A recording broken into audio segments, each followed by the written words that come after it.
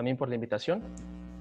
Y bueno, me gustaría iniciar esta plática, esta charla. Ya sabemos que, bueno, es viernes, 7 de la noche, igual, bueno, depende del horario. Algunos ya listos para terminar la semana. Pero bueno, vamos a tratar de hacerlo un poquito dinámica y vamos a intentar de ir llevando una secuencia y un paso a paso de qué es lo que yo les quiero transmitir en esta charla. Primero que nada, mi título de lo que voy a presentar se llama Análisis dinámico del ruido sísmico ambiental. Intenté elegir un título corto que englobara dos conceptos fundamentales.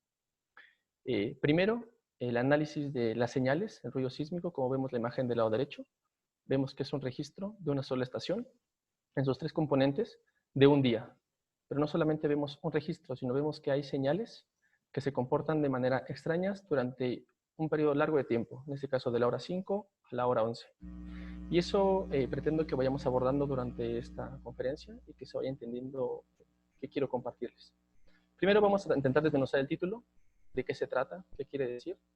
Y bueno, las primeras dos palabras que vamos a utilizar para definir esta charla, darle un sentido, es la palabra ruido sísmico. Quiero que en la primera parte nos enfoquemos a intentar comprender a qué le llamamos ruido sísmico, cuáles son algunas de sus características y por qué nos interesa conocerlo. Y la siguiente palabra que me interesa que se conozca es el análisis. ¿Sí? Ya sabemos de qué se compone el ruido sísmico, ya sabemos qué es. Ahora vamos a intentar comprender para qué nos conviene analizarlo o en qué sentido podemos nosotros también clasificarlo. Los otros, análisis dinámico ya podemos decir que es como un apellido de la palabra análisis, igual ambiental, podemos decir que es como un apellido del ruido sísmico. Entonces, principalmente vamos a hablar de señales que se usan en el ámbito de la geofísica y después vamos a hablar de algunos ejemplos y principalmente sus características y de qué se compone. Entonces, yo quisiera iniciar con alguna pregunta. La respuesta es muy personal, ya que, bueno, ahora con esto de la pandemia, la comunicación tiene que ser vía online, es difícil conocer la opinión. Pero bueno, hay una pregunta que dice, ¿alguna vez has visto un sismo? Y me parece súper interesante porque resalto ahí, has visto, no has sentido. Eso quiero explicar un poco en cuestión a que casi la mayoría de nosotros ha logrado sentir alguna vez un sismo de diferente magnitud, pero hemos podido ver un sismo, sabemos qué es. Y en este caso viene aquí un mapita en la parte de abajo, es el mapa de la sismicidad mundial, y con puntos rojos podemos observar la sismicidad registrada en los últimos años. Podemos ver que tiene un comportamiento conocido, no es aleatorio, ¿sí? Y quizá esta ha sido para muchos la única representación de haber visto un sismo, ¿sí? Un puntito en un mapa. Y en realidad, para los que estudiamos sismología, un sismo va un poquito más allá de eso, ¿sí? Un sismo, primero que nada, tiene que ser registrado y para ello requerimos algunos aparatos, algunos sensores sísmicos, como los que tengo aquí dos imágenes. El primero es un Gural, un sismómetro de banda ancha, se utiliza para tierra. Y del lado derecho tenemos algunos sensores marinos que se utilizan en el fondo oceánico. Entonces, hemos podido crear instrumentos que midan en la superficie y que midan también en el fondo oceánico. ¿Para qué? Para detectar señales. En este caso aquí tengo una señal que es un sismo. En este caso el registro es un registro continuo que no se detiene si el sensor está funcionando y funciona como una especie de un electrocardiograma, ¿sí? Cuando uno va al médico, uno va y le ponen unos chuponcitos y se siente como hay una onda, como hay una señal que está llegando, que tiene ciertas características. En la Tierra pasa lo mismo. Nosotros podemos, con sensores sísmicos, medir un poco cómo está respirando la Tierra.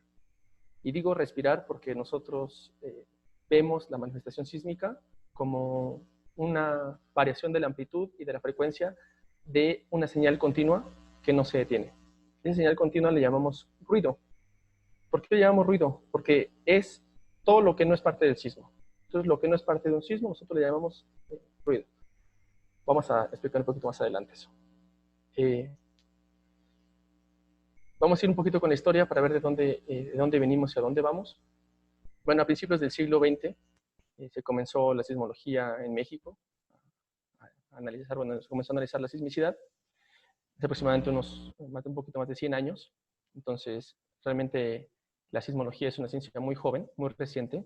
No conocemos con anterioridad bien qué fue lo que sucedió en cuestión a las zonas que ha temblado tradicionalmente en todo el mundo. Pero sí, los últimos 100 años tenemos una idea de qué ha sucedido en cuestión a la sismología. Esta imagen que representa para Ciudad de México un evento que está recordado en los libros de historia, en el cual se cayó el Ángel de la Independencia en un sismo de 1957, un sismo de magnitud más o menos 7.8. Pero bueno, es un poco como para regresar a saber cuál es la historia de la sismicidad en México, y ese sismo es un sismo característico para nosotros. Del lado derecho tengo un registro sísmico que tuve del Centro Sismológico Nacional de México, y en este registro tenemos en la parte norte, cada uno es una hora de registro, ¿sí? Es una hora, es la hora 19, la hora 20, cada uno es una hora. Y podemos ver que en el registro de tiempo, cada uno son 15 minutos, más o menos, se encuentran ciertas señales pequeñas, ¿sí? Estas señales pequeñas dentro de un registro sísmico representan probablemente sismos. Cada uno de estos pequeñitos representa probablemente sismos. Y lo saqué intencionalmente, que es un sismo que ocurrió el 19 de septiembre del 2017 en Ciudad de México. Y podemos ver que para esta hora, esta es la hora 13, la 1:15, la 1:16. En la 1:16 llega esta señal, ¿sí? Y es el sismo ocurrido el 19 de septiembre. Y podemos ver cómo, conforme va pasando el tiempo, la señal comienza poco a poco a desaparecer, ¿sí? Esto se observó durante muchos años, la parte de la sismología. Se analizó el comportamiento de las señales, pero dejamos de lado una cosa que yo creo que es importante. Todo lo que no es señal sísmica. Podemos ver que dentro de este registro hay lapsos de señales, o lapsus de señal, donde no hay ningún sismo, pero sí hay una señal, ¿sí? Entonces podemos seleccionarlas, estas señales. Podemos seleccionar aquí algunos intervalos de tiempo en los cuales no tenemos señal, ¿sí? Y a eso le llamamos ruido sísmico, o eso se le llama ruido sísmico. Quiere decir que es, en ese tiempo, cuando se le nombró, removerle un poco, quitarle todo lo que no le sirve a mi señal, a mi terremoto o a mi sismo. Este tipo de análisis se ha venido haciendo en los últimos 50 años para intentar comprender qué pasa en ese lapso donde no hay sismo, pero sí hay señal. Entonces, el ruido sísmico principalmente está compuesto por múltiples factores, por diferentes tipos de señales que llegan en diferentes direcciones, y pueden ser de dos tipos. Primero puede ser señales ocasionadas por el hombre, como pueden ser máquinas, coches, personas, algunos conciertos, etcétera, estadios. También por ahí vi un trabajo de la doctora Scholli, un análisis de un estadio de CU. Todo aquello que pueda generar una señal sísmica, ¿sí? También contamina o también produce ruido sísmico. Pero también hay otro tipo de señales de manera natural, que son formadas por el oleaje, por clima, por viento, temperatura, etcétera, diferentes factores que ocasionan una señal, ¿sí? En el registro sísmico. Y en este caso tengo aquí una figurita que se ve de este lado un sensor, detector. Se puede ver cómo vienen flechitas de todas direcciones. Entonces, el ruido sísmico tiene toda una teoría detrás, que ahora no voy a ahondar mucho en eso. Si alguien tiene alguna duda, podemos igual comentarlo. Pero tiene toda una teoría detrás, en la cual asume ciertas condiciones, ¿sí? Para poder clasificar y poder usarse como se usa actualmente para obtener modelos de velocidades, para obtener variaciones, calcular variaciones también del ruido sísmico temporal, etc. Entonces creemos que hay dos. Creemos que hay las señales producidas por el hombre y las señales producidas de manera natural. Y bueno, ¿eso para qué? O sea, ya sabemos que en un registro sísmico tenemos ruido sísmico y tenemos sismos también. Pero ¿eso qué ha podido aportar a la ciencia y para qué nos sirve principalmente, ¿no? Ya intentamos definir ahora qué es el ruido sísmico, ya creo que tenemos una idea de lo que podemos estar hablando, pero ¿para qué? Entonces, en México se ha desarrollado en los últimos 10 años más o menos un sistema de alerta sísmica temprana que funciona colocando sensores sísmicos en México, principalmente en la costa, que es donde tiembla, y esos sensores sísmicos se están monitoreando en tiempo real. Ese tiempo real ocasiona que cuando existe un evento sísmico cercano a la costa, ciertos sensores rebasen un umbral, ¿sí? Cuando rebasan cierto umbral permitido, se manda una señal vía velocidad de la luz a los siguientes centros de monitoreo y de ahí se emite una alerta sísmica. Entonces, la sismología nos ha permitido crear ese tipo de alternativas para poder nosotros salvaguardar o poder también nosotros salvar nuestra integridad un poco, ¿no? En cuestión a este tipo de fenómenos como esos sismos y como es el funcionamiento de una alerta. Entonces, ya no solo nos quedamos en analizar los terremotos, sino en analizar la continuidad del ruido sísmico. ¿Qué está pasando? ¿Cómo se comporta? ¿Y cuáles son sus características? ¿Y qué hemos podido hacer con eso? Bueno, se ha podido en los últimos, a partir de los años 90 más o menos, alrededor de los 90, se ha podido analizar distintas zonas urbanas usando este tipo de análisis sísmico, el cual consiste en no esperar ningún terremoto, consiste solamente en medir el ruido sísmico durante mucho periodo de tiempo, durante mucho apilado, que nos permite reconstruir la señal que nos daría un terremoto. Entonces, eso tuvo una ventaja muy relevante porque ya no es importante de que, ya no es fundamental o ya no es necesario que tiemble. Ahora, con solo medir durante largos periodos de tiempo, podemos recuperar las señales como si hubiera un terremoto y ahí hacer modelos que nos puedan dar el comportamiento de cómo está moviéndose la estructura.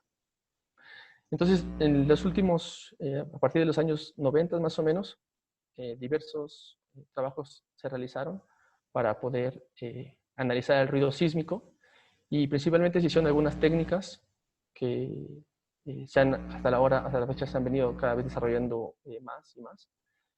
Y algunas de estas técnicas son el H sobre B, también se conoce como cocientes espectrales, como efecto de sitio, como función de transferencia, depende cómo se use y cómo se obtenga, principalmente. Y también se le conoce como técnica de Nakamura. Este método nos permite recuperar de manera casi consistente la amplitud y la frecuencia del sitio sin esperar un sismo. Podemos ver que aquí hay una señal que tiene dos puntitos, dos cimas, la cual es una amplitud y está dada en la frecuencia. Entonces, con el uso de esta técnica, nosotros podemos hacer mapas y podemos analizar el efecto de sitio muy dependiente de la zona, solamente con un sensor sísmico, como lo comenté en la parte de arriba. La otra técnica que se llama SPAC, se llama autocorrelación espacial, también busca realizar un análisis entre dos sensores, es decir, que de un sensor A pase una onda en una dirección al sensor B y en ese paso de esa onda conocemos la distancia, calculamos los tiempos y por lo tanto sabemos la velocidad. Entonces, bajo ese principio, nosotros podemos obtener una curva que se llama una curva de dispersión. Esa curva también tiene una consideración en las frecuencias y en una velocidad. Entonces, nosotros hemos podido reproducir modelos de velocidades solamente usando el ruido sísmico. La unión o la inversión conjunta de un H sobre B con un SPAC nos da la posibilidad de poder obtener un modelo de velocidades, ¿sí?, el cual se comporta a profundidad y en velocidad. Entonces, esta variación de la curva de dispersión cada variación nos da un modelo diferente. Y eso es lo importante de analizar, porque nos da la oportunidad de clasificar los sitios. En este caso, tengo un mapa del lado derecho, que es el mapa de periodos para la Ciudad de México. Es un mapa realizado por José Antonio Martínez González en el 2015. Y cuál es el mapa habla de tres zonas.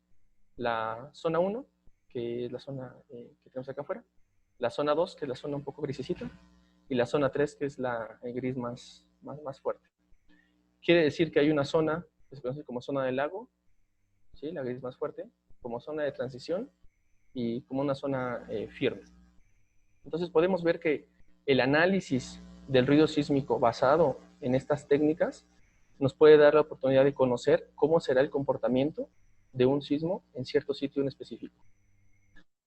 Entonces, las técnicas han tenido su relevancia en los últimos años porque han aportado información valiosa que en ciudades como, por ejemplo, Ciudad de México, que es muy difícil generar una fuente o una energía artificial por la ciudad, por todo el movimiento que existe, por los daños que ocasiona, las técnicas de ruido sísmico ambiental han podido resolver, si no a la perfección, de muy buena manera el comportamiento de los suelos a profundidad en el Valle de México. Entonces, siguiendo con esta idea, tomé un artículo que se publicó en este año, principalmente, que se hizo una microsonificación sísmica para Guadalajara, en México. Y bueno, esta zona de Guadalajara está influenciada por 3 placas principalmente, por Cocos, por Rivera y por Norteamérica. Y además también es una zona muy característica en cuestión a que tiene una sedimentación general en el centro de Guadalajara.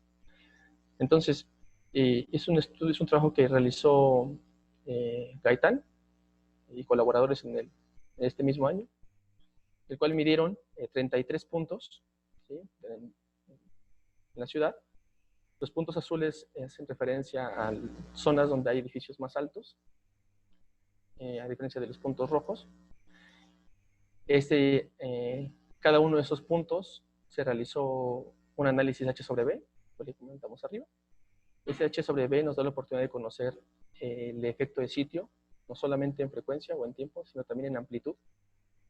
Y sobre ese sismo promedio, ¿sí?, se modelaron o se le aplicaron diferentes eventos sísmicos para saber cuál es el comportamiento del suelo.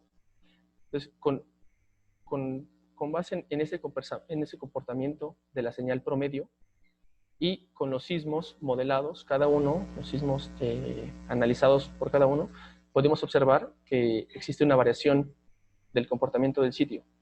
Y eso se tiene que analizar y se tiene que clasificar. En este caso, para este trabajo que hicieron Gaitán y colaboradores, clasificaron el suelo en diferentes tipos, de la A a la E, en el cual clasifican zona A como zona de roca, una zona realmente competente para la construcción, bueno, roca dura, después una zona de roca, en el cual también hay un intervalo de velocidad, y así sucesivamente los intervalos vienen disminuyendo conforme va avanzando la letra. ¿Y esto qué nos dice? Nos dice que se ha podido clasificar el sitio o la zona dependiendo de su frecuencia y dependiendo de su amplitud y dependiendo de su velocidad, como ya vimos anteriormente. No solamente es analizar el suelo como un punto, como una frecuencia fundamental o como una sola amplitud, sino es analizar todo el registro sísmico de un gran intervalo de frecuencias, tanto para el H sobre B como para la técnica de SPAC, que es la curva de dispersión. Estas dos características nos dan la oportunidad de poder conocer modelos de velocidad, si no es que con mucha certeza, sí con gran precisión, que respondan a las características del sitio. Ellos obtienen como resultado un mapita acá, que lo clasifican A, B, C y D. Podemos ver que para la zona A, que no sale acá en este mapa, está fuera de su rango, tienen suelos más competentes. En cambio, si se van hacia el noroeste, los suelos empiezan a disminuir un poco, ¿no? Ya no es solo tan competente en esta zona. Entonces, el análisis del ruido sísmico nos ha permitido hacer ese tipo de diferencias, ¿sí?, en ciudades muy pobladas, donde, como comentaba, es muy complicado observar también la sismicidad propia por el ruido también que existe, la contaminación de ruido que existe, producida por los coches, por las fábricas, por el movimiento, etc. Entonces, nosotros tendemos a que estos análisis se realicen cada vez en más sitios, cada vez en más zonas donde exista una zona sísmica, y se recomienda en realidad conocer bien cuál es el fenómeno que ocurre para poder saber y estimar cuál podría ser el comportamiento del suelo ante un fenómeno sísmico. También este es un trabajo que estuvimos realizando con el maestro Javier Lermo en el 2016, que está enfocado en el área de la geotermia.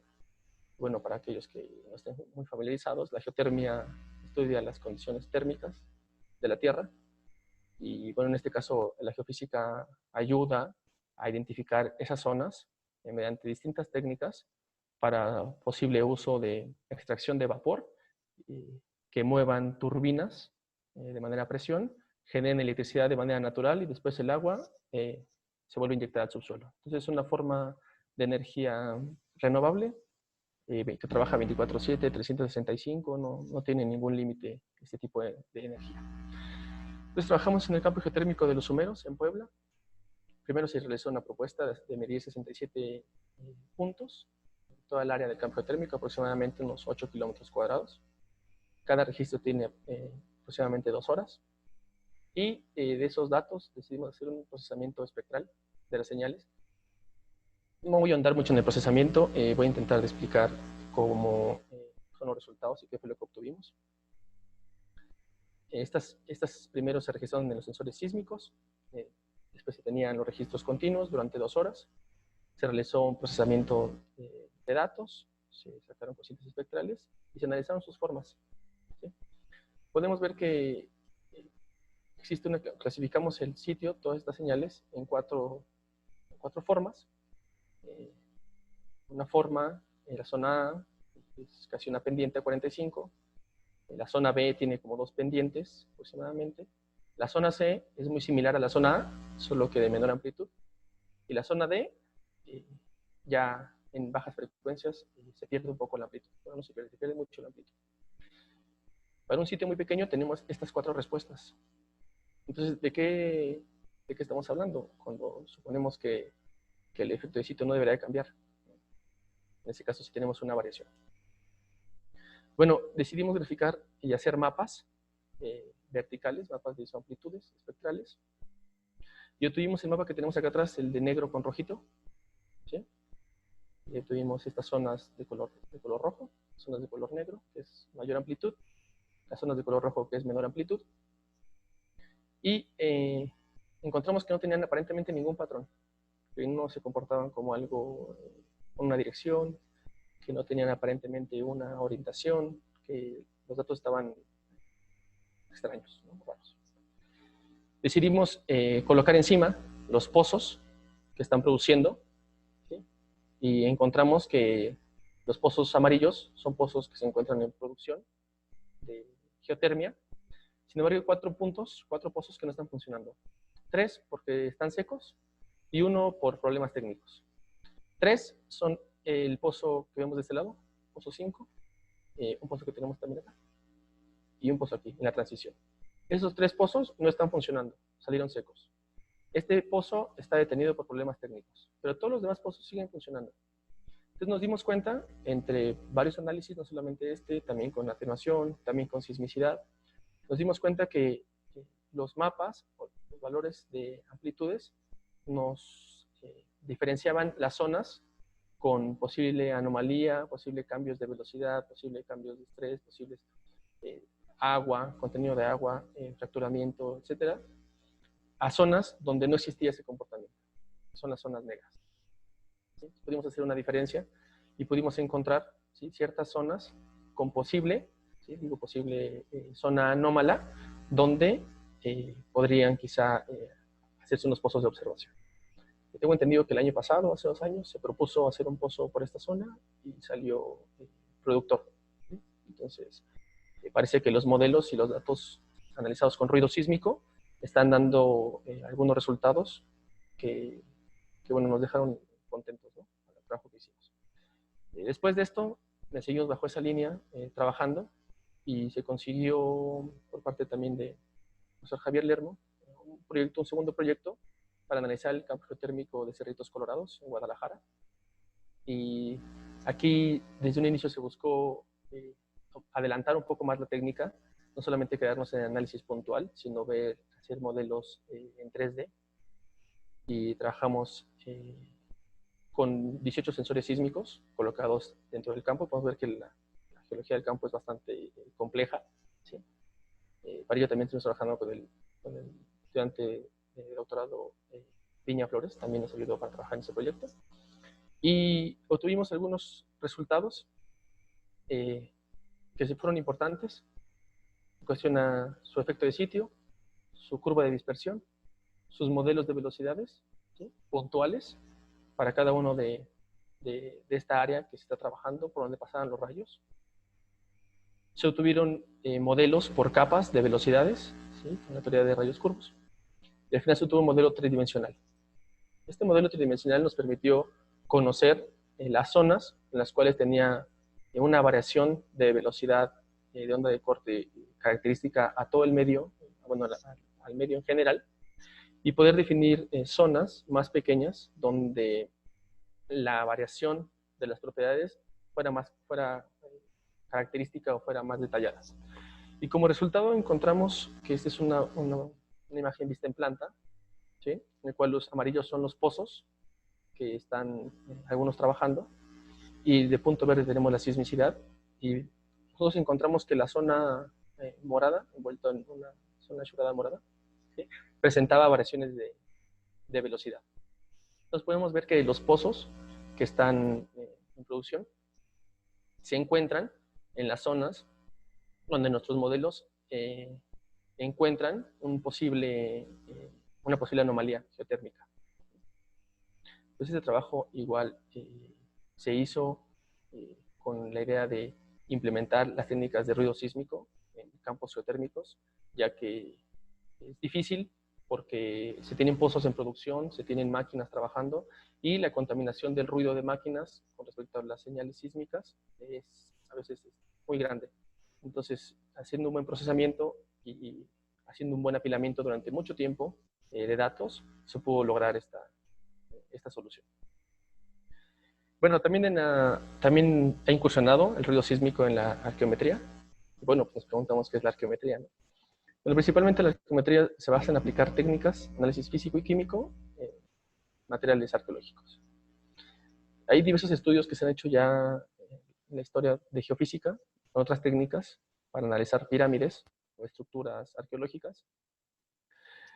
Pero en esta ocasión les voy a hablar yo de un trabajo que está desarrollando su tesis doctoral José Piña. Es una pirámide de Teotihuacán.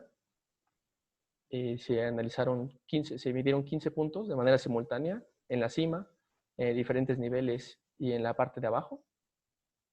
Y también se obtuvieron buenos resultados. Se obtuvieron las curvas de dispersión, ¿sí?, tienen un comportamiento también característico. Se obtuvieron los cocientes espectrales, los H sobre B, y se obtuvo un modelo de velocidades también puntual para cada punto.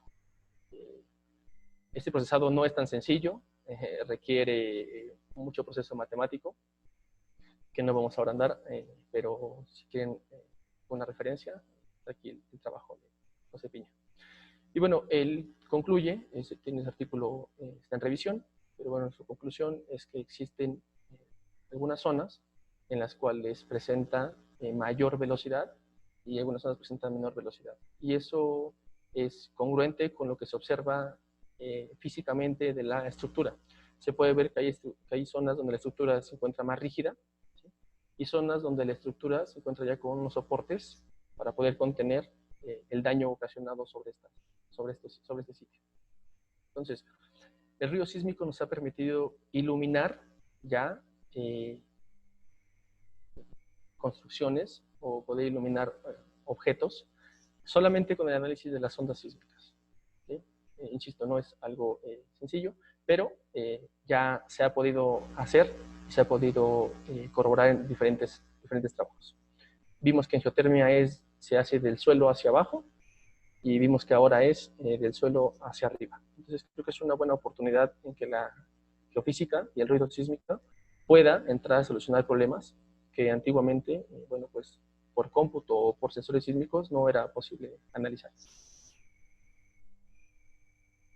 Y bueno, también quería comentarles esto que se puso un poco como de moda en la parte científica de la sismología, que fue este encapsulamiento de todo el mundo, ¿sí?, en cuestión al problema de la pandemia, y salieron rápidamente diferentes artículos relacionados a al análisis del ruido sísmico en estos lapsos en los cuales no hubo ningún movimiento, y como ya quedamos en un inicio, el ruido sísmico está compuesto por señales naturales y por señales del hombre. Entonces, cuando el hombre deja de emitir esas señales, dentro del ruido sísmico se pueden observar otras cosas que antes no se veía. Por ejemplo, si yo observo la ventana de mi casa y mi vidrio está sucio, yo voy a poder observar las cosas un poco tenues por la suciedad de mi vidrio. Pero si yo logro limpiar ese vidrio, ¿sí? Estoy seguro que podré observar mejor lo que se encuentra afuera. Y eso fue lo que pasó. Entonces, podemos decir que entre menos ruido hay de las personas, ¿sí? Tenemos la probabilidad de poder detectar sismos de menor magnitud. Sismos que se quedaban enmascarados o sismos que se perdían dentro del ruido de las ciudades.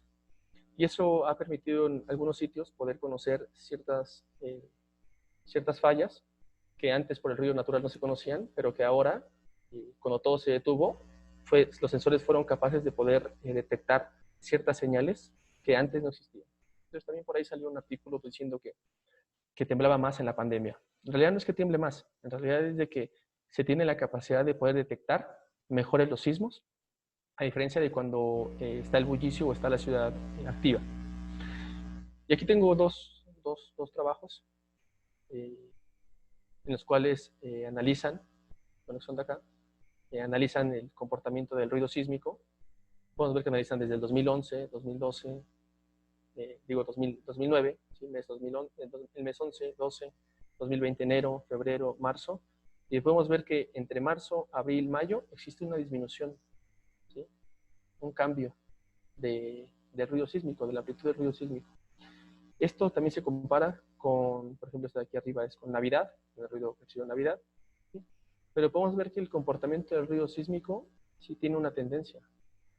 No solamente en algunos sitios puntuales se detectó eso, sino se detectó en muchas partes del mundo. Y así es como también pudieron ver cómo la gente iba saliendo, cómo la gente iba dejando el confinamiento e iba otra vez regresando a la normalidad. Entonces los sensores sísmicos nos dieron la oportunidad también de observar cómo todo se silenció, cómo el ruido se detuvo, ¿sí? Y cómo otra vez fue resurgiendo poco a poco hasta llegar a los niveles que se tenía antes, ¿no? Una especie como cuando llega un sismo, que se queda vibrando y después de un tiempo vuelve a regresar otra vez a su estabilidad. Tenemos aquí otro trabajo, bueno, otra gráfica, también que muestra en Bruselas el ruido sísmico, también para los meses de marzo a abril, ¿sí? Y también se puede observar cómo existe una disminución del ruido sísmico. Entonces, ya no solamente es analizar el ruido para observar terremotos, ya ahora analizamos el ruido, ¿sí? Constantemente, en tiempo real muchas veces. Y eso nos ha permitido construir diferentes modelos, calcular diferentes propiedades del suelo sin estar afectado por tanto ruido que se genera producto de las ciudades. Y bueno, ya casi terminamos. El salar esa es una imagen del salar de Uyuni. Imaginen que empezamos acá y ya estamos como por acá, ya estamos casi de salida. Bueno, última pregunta, ¿no? Vamos a seguir con esto. Y la pregunta es, ¿seremos capaces de medir sismos fuera del planeta? ¿Seremos capaces de montar en un bichito un sensor sísmico que pueda transportarse a otros lados fuera del planeta Tierra y poder medir o poder calcular eso que estamos viendo ahora? Y la respuesta es sí. La respuesta es que en los últimos años se han hecho diferentes trabajos, se han mandado sensores sísmicos a la Luna y a Marte.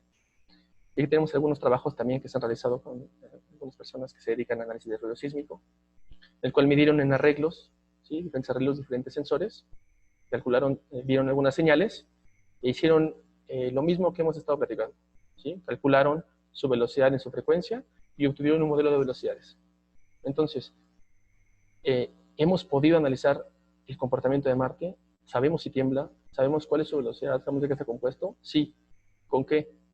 Con sensores sísmicos, ¿sí? Difícil hacer perforaciones, difícil llegar a profundizar 30 metros, 50 metros, pero con análisis de ruido sísmico, con análisis con datos geofísicos, hemos podido comprender o entender de qué está compuesto, por ejemplo, la Luna, ¿sí? ¿Cuáles son sus velocidades? y a qué profundidad.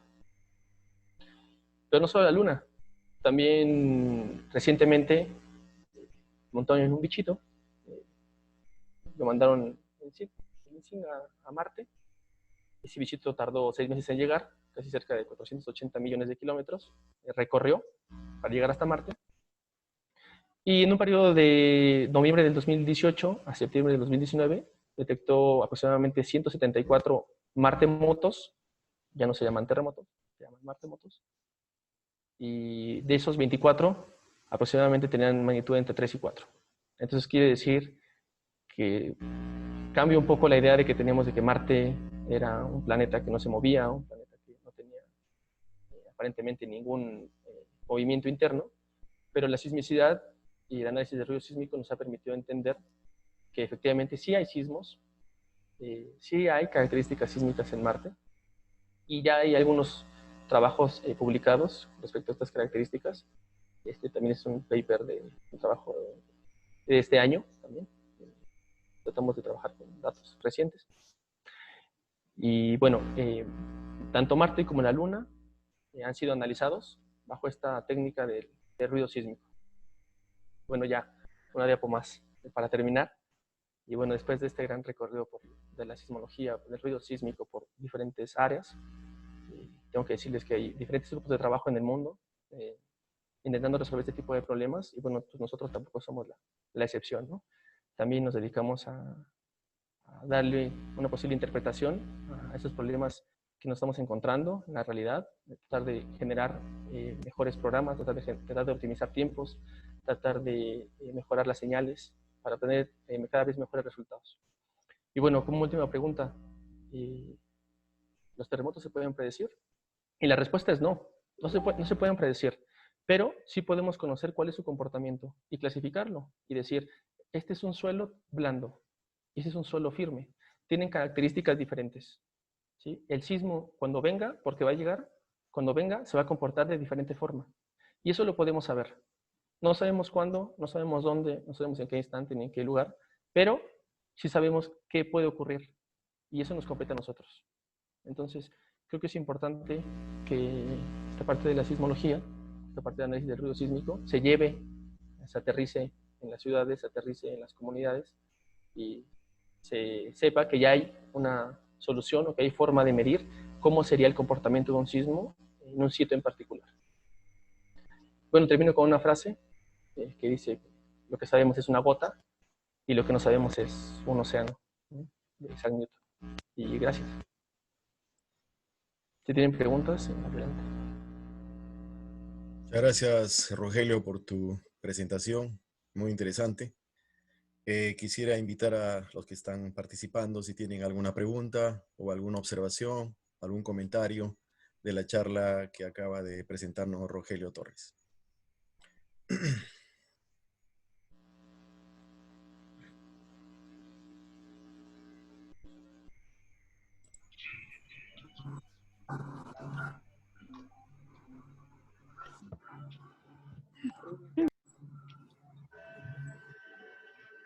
Rogelio, yo quería preguntarte lo siguiente.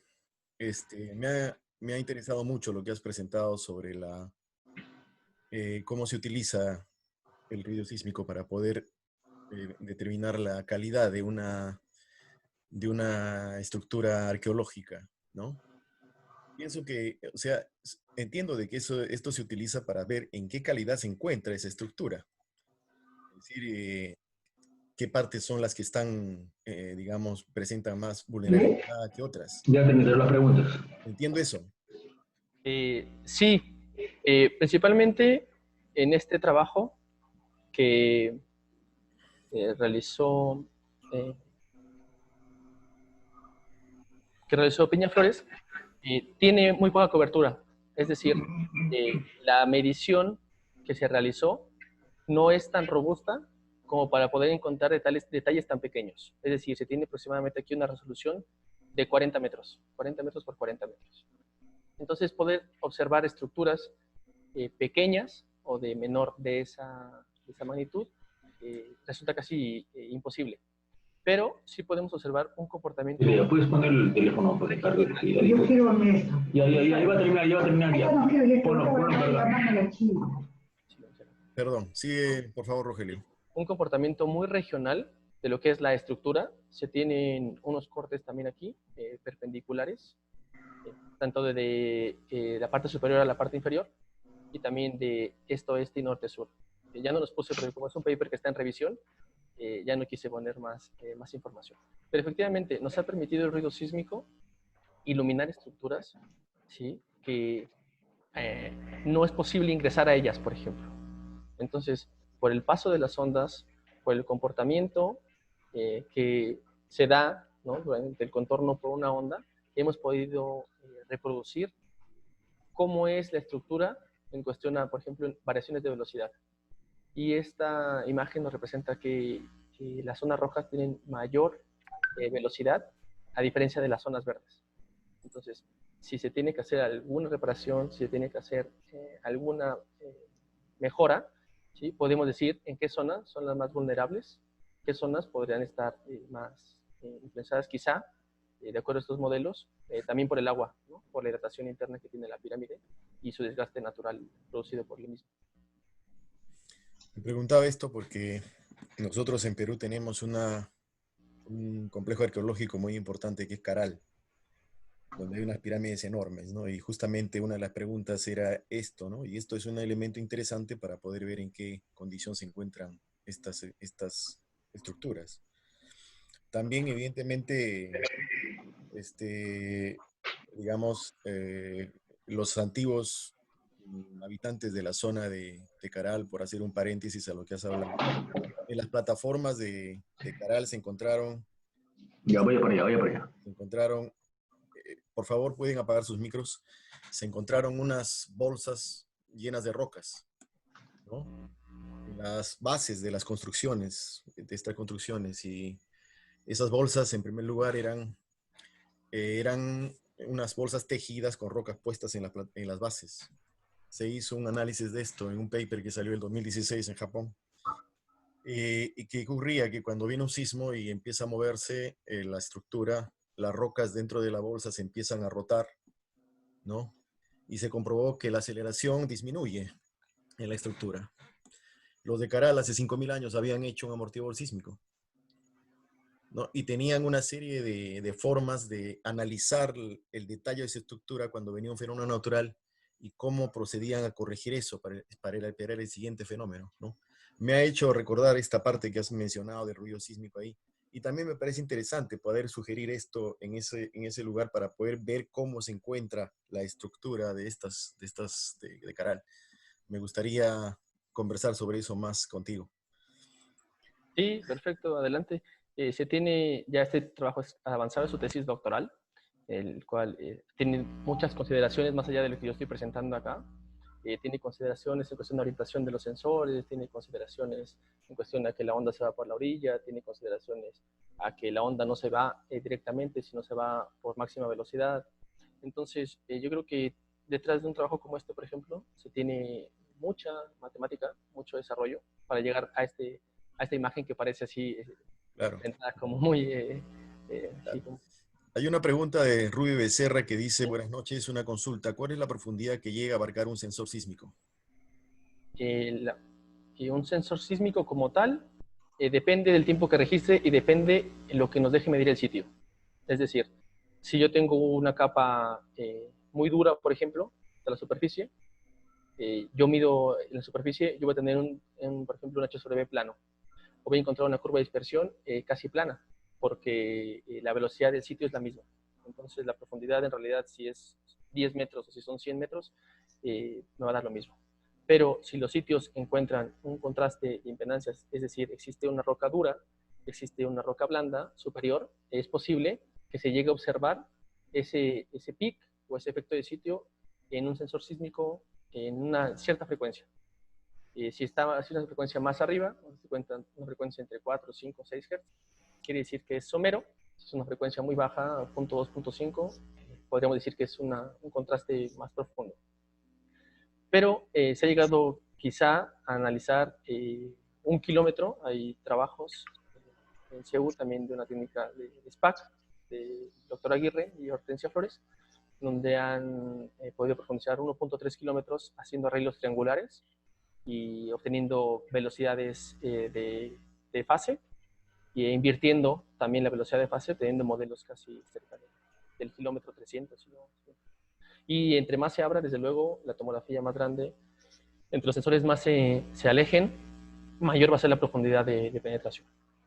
Pero para este tipo de trabajos que son como de ingeniería, que son sensores un poco pequeños, la profundidad es menor.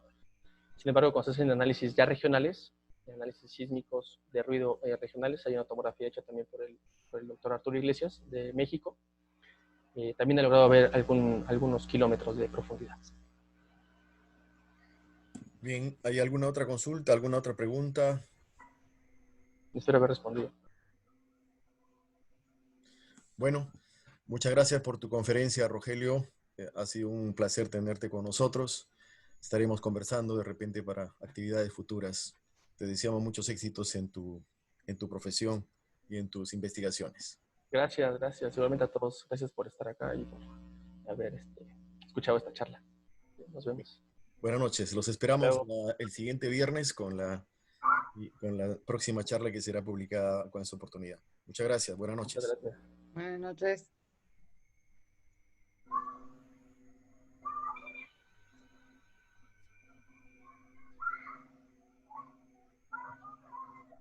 Sí.